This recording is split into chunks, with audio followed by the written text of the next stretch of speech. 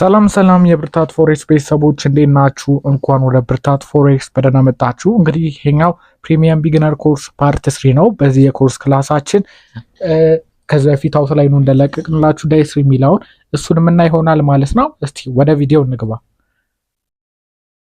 ዛሬ የምናየው ምንድነው ማርኬት ፓርቲሲፓንት የሚሉትን የምናይ ይሆናል ማለት ነው። ፎሬክስ ማርኬት ላይ የሚሳተፉት እነማን ናቸው? ፎሬክስ ማርኬት ላይ የሚሳተፉት እነማን ናቸው የሚለው እናያለን።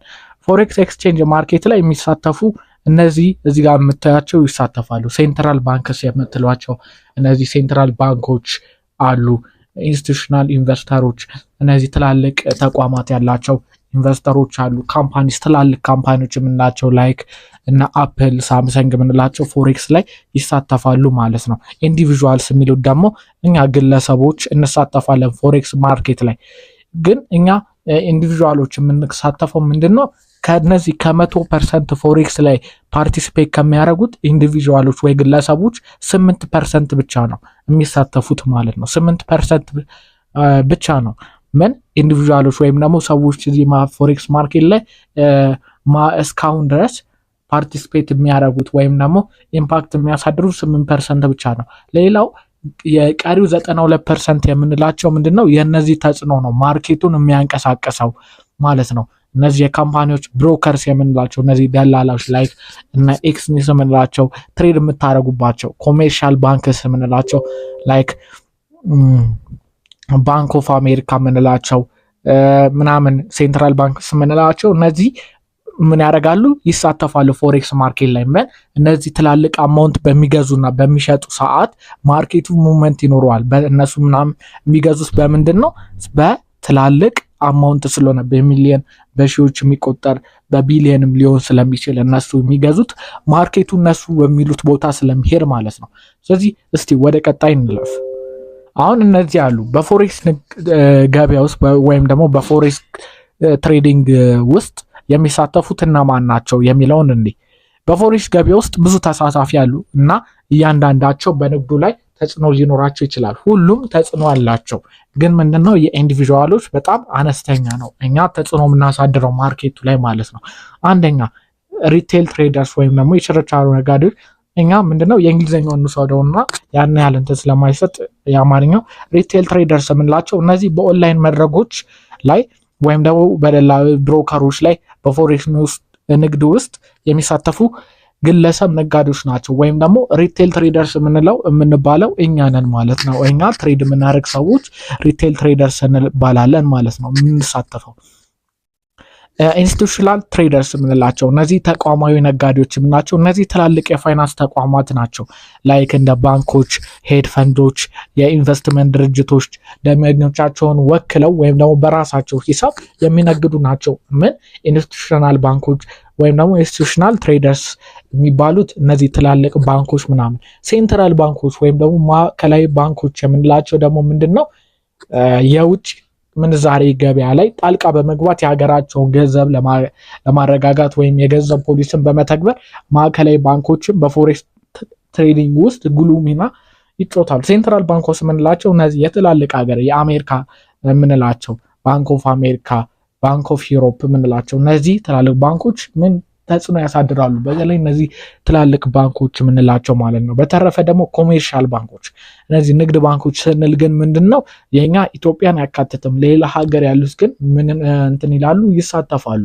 አምስተኛ ደግሞ ብሮከርስ ወይም ደግሞ ደላሎች የምንላቸው እነዚህ ደላሎች ወይ ብሮከርስ የምንላቸው እኛን ትሬድ እንድናደርግ የሚያደርጉን ነው። ሪቴል ትሬደሮችን ትሬድ እንድናደርግ የሚያደርጉን ናቸው። እነዚህ እኛ ትሬድ የምናደርግባቸው ላይክ እንደነ ኤክስኒስ ምናምን እነሱን ወደፊት እናያቸዋለን።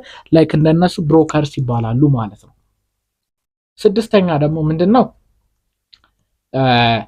ሄድ ፈንድስ የምንላቸው ሄጅ ፈንድስ የምንላቸው ፎሬክስን ጨምሮ በተለያዩ የፋይናንስ ገበያዎች ላይ በሚገበያዩ የኢንቨስትመንት ፈንድ ናቸው። ላይክ እና ኤፍቲኤምኦ ምናምን የምንላቸው እነዚህ ፈንድ የሚያደርጉን እኛ አለማቸው ስለምንዛሬ እንቅስቃሴ በመገመት ትርፍ ማስገኘት ነው። ያው ሄድ ፈንድስ የምንላቸው ልክ እንደዚህ ፈንድ የሚያደርጉ ተቋማቶች ናቸው። ኮርፖሬሽን የምንላቸው ግን ዋነኞቹ ምንድናቸው? የቀደም ያየናቸው አምስቱ በጣም ቤዝ የሚባሉ ናቸው። እነዚህ ኮርፖሬሽን የምንላቸው አሉ። ከከረንሲ አደጋዎች ለመከላከል ወይም ምቹ የሆነ ከረንሲ ዋጋ ለመጠቀም ምንዛሬዎችን ይገበያያሉ ማለት ነው። ምንድነው ማልቲናሽናል ኮርፖሬሽን ይባላሉ። የውጭ ሀገር ምንዛሬ ያላቸውን ተለዋዋጭነት ለመቆጣጠር በፎሬክስ ንግድ ላይ ይሰማራሉ ማለት ነው። ምን ኮርፖሬሽንስ የምንላቸው እነዚህ ድርጅቶች ናቸው ማለት ነው። ስፔኩላተሮች የምንላቸው ደግሞ አሉ። በፎሬክስ ገበያ ውስጥ ከአጭር ጊዜ የዋጋ እንቅስቃሴዎች ትርፍ ለማግኘት እና አላማ ያላቸው ነጋዴዎች ናቸው። በገበያ አዝማሚያቸውና በኢኮኖሚው ሁኔታዎች ላይ ማለት ነው ትንታኔ መሰረት ትርፍ ያገኛሉ ማለት ነው። እነዚህ ምን የምንላቸው ስፔኩላተሮች የምንላቸው ማለት ነው። ላይክ ዋነኛ እናንተ መያዝ ያለባችሁ መጀመሪያ የነገርኳችሁን አምስቶች ናቸው። ይሄንን ምንድነው እንትን ለማድረግ ነው። ላይክ እነዚህም ግራ እንዳትጋቡ ማለት ነው። ማለትም ምንድነው ሌላ ጊዜ እንትን ስትባሉ ቤቶቹ እነዚህ ናቸው ግን እነዚህ ሲጠቀሱላችሁ ግራ እንዳትጋቡ በማለት ነው።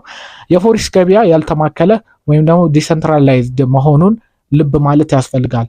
ይህ ማለት ምንድነው ማዕከላዊ ልውውጥ የለውም።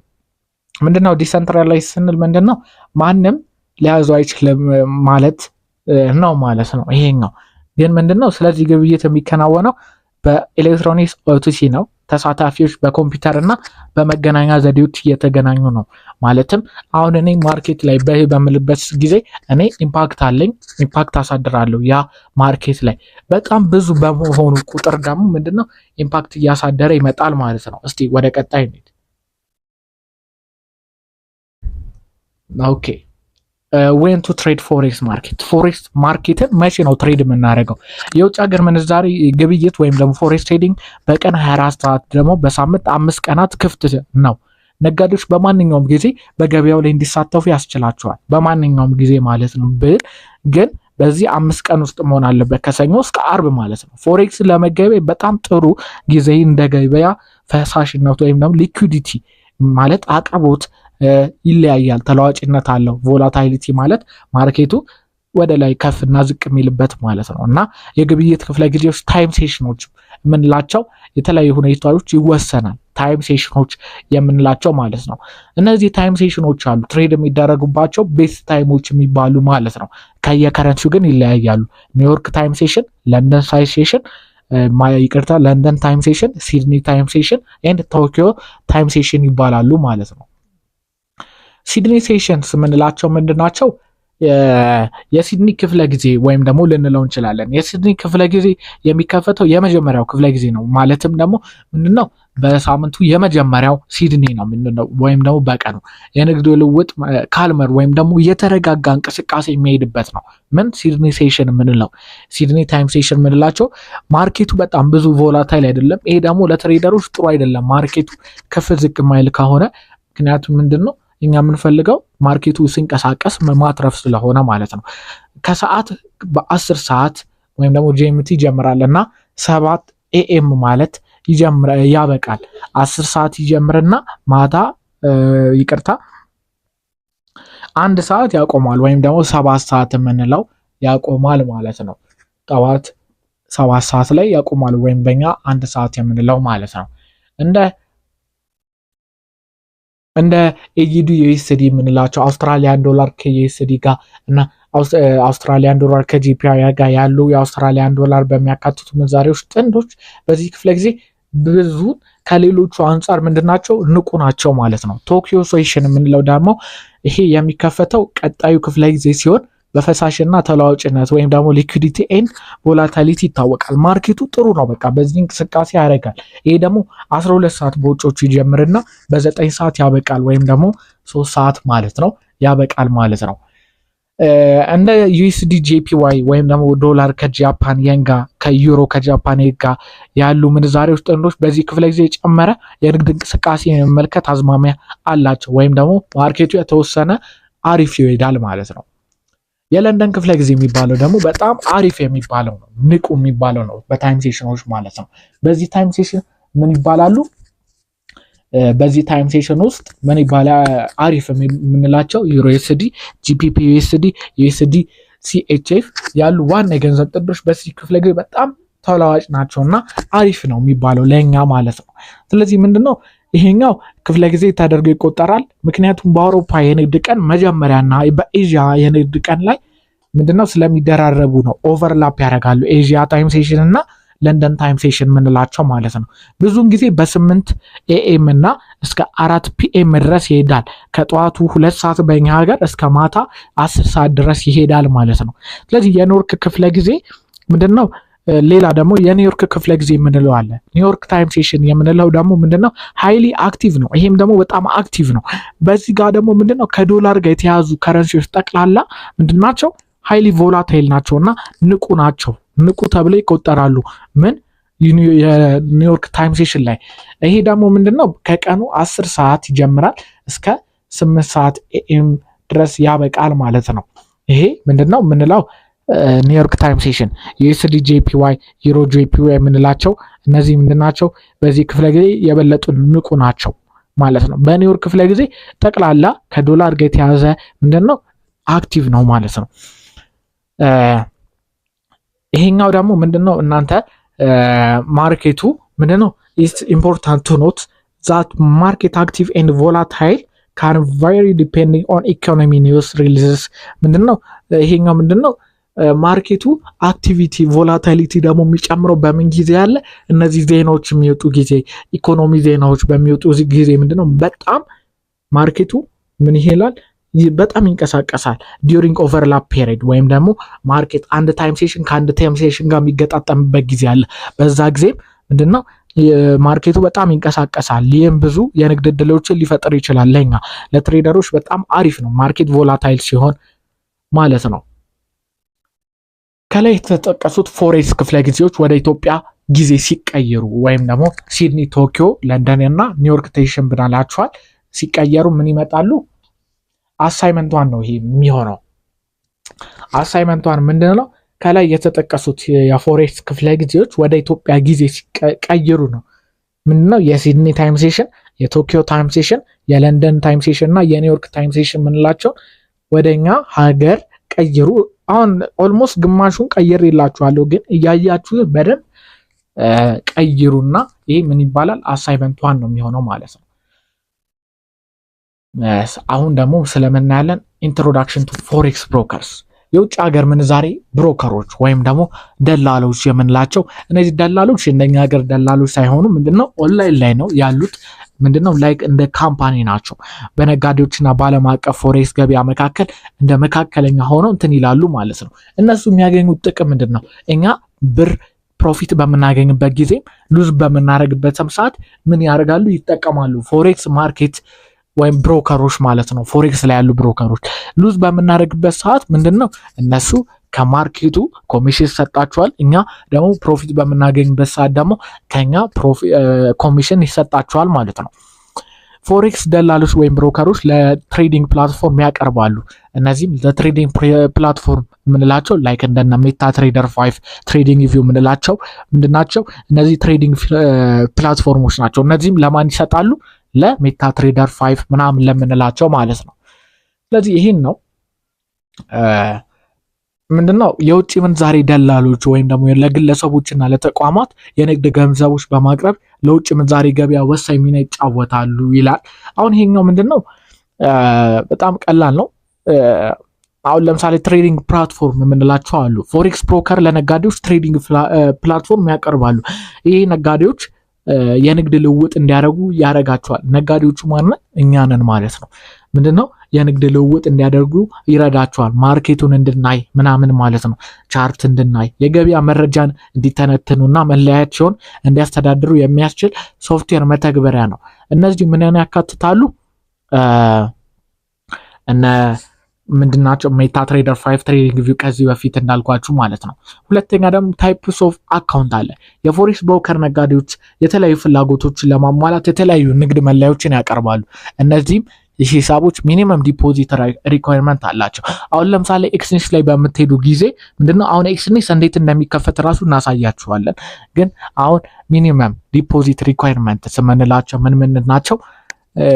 ትንሽ እዛ ላይ ዲፖዚት ማድረግ የምንችሉት አሁን ኤክስቼንጅ ላይ $10 ነው ሚኒመም ማለት ነው። ሊቨሬጅ ኦፕሽንስ ደግሞ ሊቨሬጅ የሚያቀርቡ ደግሞ አሁን ይሄኛው ምንድነው እናየዋለን። አሁን ግን ኮሚሽን ስትራክቸር ስፕሪትስ የምንላቸው ወደፊት የምናያቸው ናቸው። ላይክ ደግሞ አሁን ታይፕስ ኦፍ አካውንት የሚባሉት እነዚህ እንደሆኑ እወቃቸው። ከዛ ጊዜው በሚደርስበት ሰዓት ደግሞ እነዚህ ምን እንደሆኑ እናያለን። ማርኬት አክሰስ ፎሬክስ ብሮከሮች ነጋዴዎች ብዙ አይነት ምንዛሬ ጥንዶች ከረንሲ ፔሮች እንዲነግዱ በማድረግ ለዓለም አቀፍ ፎሬክስ ገበያ መዳረሻ ይሰጣሉ።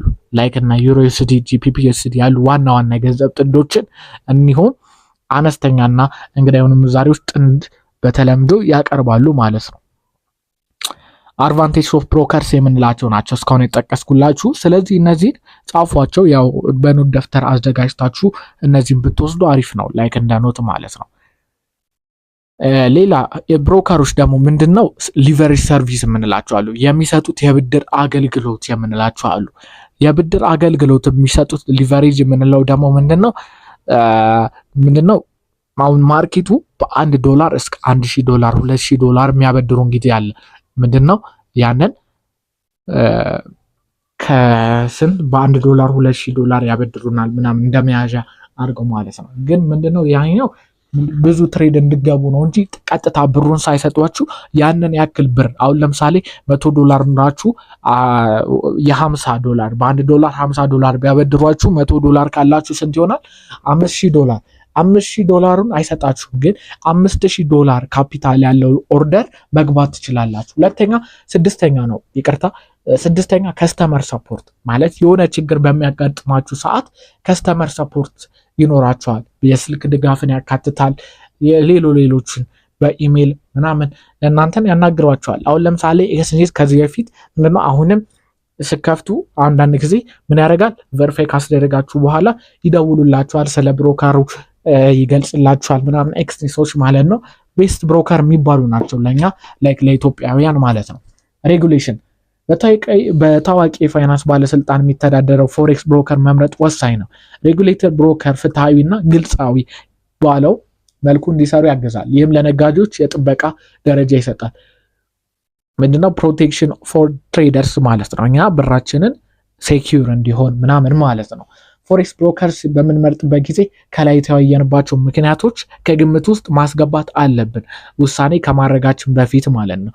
ይሄንን ደግሞ ምን አድርገናል እኛ ለራሳችሁ አሪፍ የምንለውን ደግሞ እኛ መርጠንላችኋል ማለት ነው። ላይክ እንደነ ኤክስኔስ ያሉትን መርጠንላችኋል። እሱ እንዴት እንደሚከፈት እንዴት ደግሞ ከፍታችሁ መሽ መጠቀም እንዳለባችሁ ደግሞ እናሳያችኋለን ማለት ነው ጊዜው በሚደርስ ሰዓት። ታይፕስ ኦፍ ሜን ፎሬክስ ብሮከርስ ምላችሁ ዲሌይንግ ዴስክ የምንላቸው አሉ፣ ወይም ደግሞ ነን ዲሌይንግ ዴስክ የምንላቸው አሉ። ምንድነው ዲሌይንግ ዴስክ የምንላቸው? ወይም ደግሞ ማርኬት ሜከር በመባል ይታወቃሉ። ከደንበኞች ንግድ ጋር እንደ ተጓዳኝ ሆነው ያገለግላሉ። ደንበኛ ለመግዛት ወይም ለመሸጥ ሲያዝ ማለት ነው። ወይም ደግሞ ምንድነው ፊክስድ ስፕሬድ ወይም ደግሞ አንድ ኮሚሽን የሚወስዱት ምንድነው የተወሰነ ነው። በቃ በአንድ ትሬድ 0.1 ሳንቲም ወስዳለሁ ካሉ 1 ሳንቲም ብቻ ነው የሚወስዱት፣ 0.1 ሳንቲም ማለት ነው። ምንድነው ይሄ ማለት በግዢና ሽያጭ ዋጋዎች መካከል ያለው ልዩነት የገበያ ሁኔታ ምንም ቋሚ ነው የሚሆነው ማለት ነው። ኢንስታንት ኤክስኪዩሽን የሚከናውኑት ብሮከሮች ደግሞ በተጠቀሱት ዋጋዎች ወዲያውኑ ነው። ማለትም አሁን ለምሳሌ አንድ ስልክ ወይም ደግሞ አንድ ከረንሲ ዶላርን ወይም ደግሞ ምንድነው ይቅርታ አሁን እዚህ ጋር ፊክስድ ስፕሪድ ምንለው አለ። እሱን ምንድነው እዚህ ጋር እንደምታዩት ነው። ያን ያህል እንትን የሚል የለም፣ ብታነቡት የሚገባችሁ ነው። ኢንስታንት ኤክስኪዩሽን ሲል ደግሞ ምንድነው $10 ከሆነ እናንተ ዶላሩን መግዛት የምትፈልጉት $10 ላይ ሲደርስ መግዛት ትችላላችሁ ማለት ነው። $10 ላይ $11 ላይ ወይም ደግሞ $9 ሲደርስ አይደለም፣ በፈለጋችሁት ዋጋ። እነዚህ ነን ዲሌይንግ ዴስክ የሚባሉት ደግሞ ምንድናቸው? ማርኬት ኤክስኪዩሽን ምናምን የምንላቸው ላይ በዚህ ተቃራኒ ነው የሚሆኑት ማለት ነው። ይሄንን ወደፊት የምናያቸው ናቸው ላይቭ ሴሽን ላይ በተለይ በምንወያይበት ሰዓት ማለት ነው።